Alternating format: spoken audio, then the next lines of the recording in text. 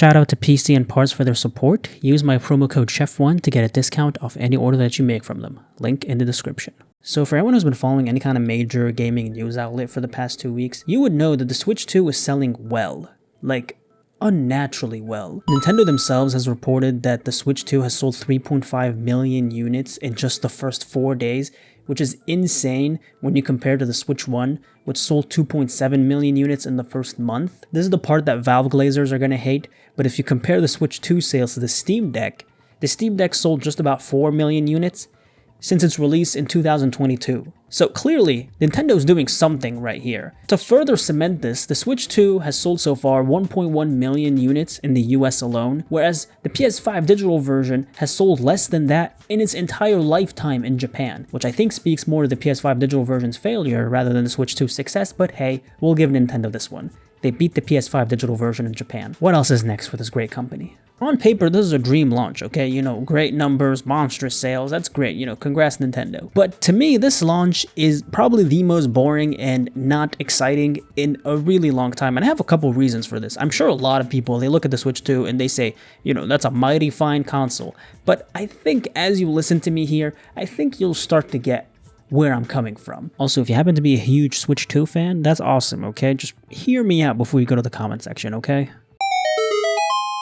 The Switch 2 aesthetically is a very boring console. I know a lot of people are going to be like, oh, Chef, I don't care what my console looks like, I just care about the games that I play. It's about the principle. When you make a console that looks boring, are you, as Nintendo, trying to tell me you make boring systems? And don't try to tell me it doesn't look boring. I mean, it just looks like the day one Switch, but it's black and a bit bigger. There is nothing that is really defining. There's nothing that I look at it and I'm like, oh yes, this is Switch 2. No, it just looks like a Switch. I wouldn't say that it looks bad, it just doesn't look, and that's probably even worse. There's no color options either. What you see is what you get here, and what I get is something that I'm not very pleased with. And even the branding is lazy, right? Because the logo itself, what is it? It's a Switch 1 logo with a 2 plastered on the side of it, like it's Madden 26 or something. You know how Madden is just the same Madden every single time, they just throw a different number at the end?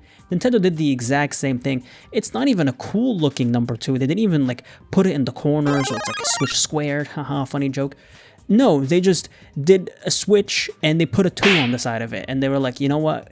We made this logo on a Sunday, so any more effort would just be too much on our multi-trillion-dollar company. And it just gets even worse when you go from there, because the color that they use for the branding of the Switch 2 is red, just like the Switch 1. As if I needed any more ways to make it more difficult to distinguish it from the Switch 1, they also use red to brand their colors.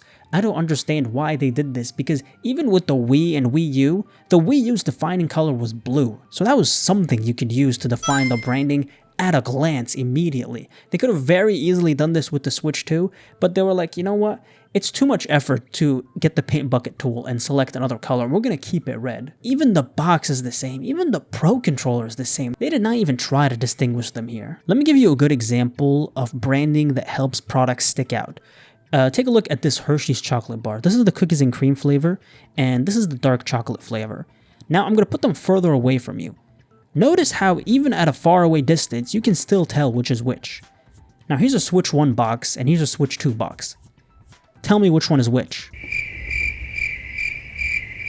The joke is that both of them are a Switch 1 box. But the fact that you didn't know, even the UI is virtually the same. It's really shocking that they did not change this piece of crap, because the Switch 1 UI was boring as it is, and it was compounded by the fact that they added no themes, there were no unique colors, nothing interesting. I'm not saying they need to make a theme that's like, you know, Link comes down and he slashes the game when you select. I'm not saying you need to do anything crazy like that, but at least, you know, different colors. But no, you just get a dark mode and a light mode. At least with the 3DS, you have the stock filters that were different colors. So let's say you bought the red 3DS, you can get a red theme that would at least, you know, somewhat match your 3DS. Same thing with the blue one. It was at least something that you could do to personalize your 3DS. Here, no, none of that. And it really, it's really jarring, because this was probably the easiest thing that they could have done, just, you know, make different colors for the theme, to at least somewhat make it an improvement over the already kind of lame Switch 1 theme. But no, they don't do that, and it just further cements that they did not even try to make this console, distinguished from the Switch 1. They wanted it to be as undistinguished as possible. They wanted you to buy it thinking it was the Switch 1, it feels like.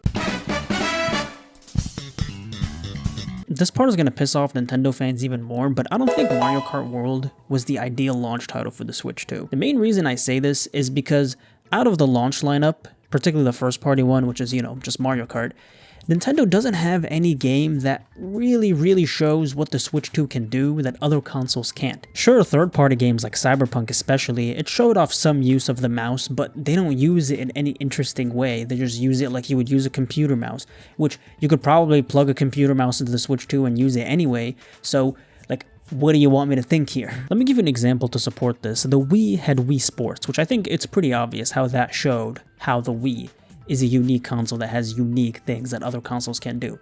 The Wii U had Nintendo Land, which, yeah, it wasn't as successful as Wii Sports, but it showed the use of the Wii U gamepad in an interesting way. It gives you an answer to the question, why this console? The Switch 2 doesn't have a game like that. Nintendo themselves doesn't even use the mouse in an interesting way that is gonna pave the way for future developers to look at it and be like, oh, that's an interesting way to use the mouse. Maybe I'll try to incorporate that into my game. They don't do that, and it saddens me. Now, it's not to say that the launch lineup is entirely bad. I sort of get incorporating Mario Kart into the launch because that's a game that literally everyone in the world is going to want to play, and that's going to move a lot of units right off the bat, which is a somewhat smart idea. And Cyberpunk is pretty cool third-party support, and it does showcase the use of the mouse, even though it's not a first-party game. I'm not saying that this is a terrible launch lineup. It's just that upon first glance at this launch lineup, I don't see why, okay, yes, I need the Switch 2.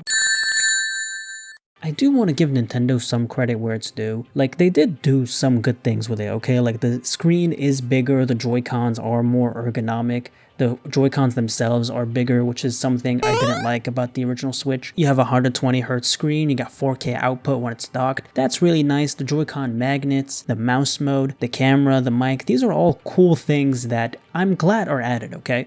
But these are iterative improvements that you would expect from any kind of jump in generation. It doesn't really feel like going from Switch to a true successor. It feels like going from Switch to a Switch Pro kind of deal. I know they don't want to make it too drastically different from the original Switch, okay? That's why they're calling it the Switch 2.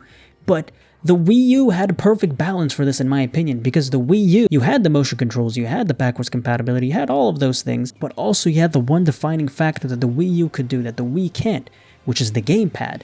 Okay, I look at the gamepad, I'm like, okay, that's Wii U, that's nothing else. The Switch 2, when compared to the Switch 1, is just, it's more powerful, it's more ergonomic, but there isn't that X factor that makes me be like, okay, this is Switch 2 and nothing else. The lack of innovation that I just mentioned is only made worse by the fact that Nintendo isn't alone in the market of sort of console games on the go anymore. Since the Switch came out, you've had the Steam Deck, the ROG Ally. Those also play Cyberpunk, and you can connect your mouse and keyboard to them, you can dock them, you can do whatever you want with them that you would do with a Switch 2. And you can also use them as normal PCs, you can browse the web, you can download stuff, you download different software.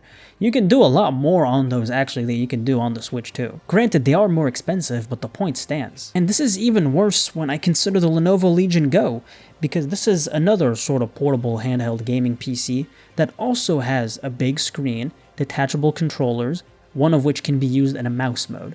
You see where I'm coming from. It's not as exciting when it's been done before. It's been done quite a while ago as well. Not helping things at all is a lot of the just Nintendo-ness that Nintendo has injected into their Switch 2 campaign. I'm sure you guys have heard all about the game key cards, which are basically glorified download codes, but they're not even that, because with download codes, at least you get the convenience of having the game downloaded on your Switch so you can play it whenever you want. Here, no, you need to have the keycard inserted to be able to even launch the application, which is extremely strange. It's almost impressive because they've combined the worst of both worlds, because you have the inconvenience of needing to download the game and the inconvenience of needing the game cartridge to be inserted. It's almost impressive, seriously. And overall, it just sours the whole experience, and it even takes further away for my excitement for the Switch 2. In closing, I just want to say that I don't think the Switch 2 is a bad console. The upgrades are neat and appreciated. I do like the small innovations here and there. Mario Kart is a good game, and I'm sure many more good games are on the way. Donkey Kong Bonanza looks pretty awesome so far. but I think that the initial sales are being driven by hype of a new console and Mario Kart. And I think if they keep doing this annoying crap with stuff like keycards and any kind of similar Nintendo-ness, I see this console stagnating within a year or two.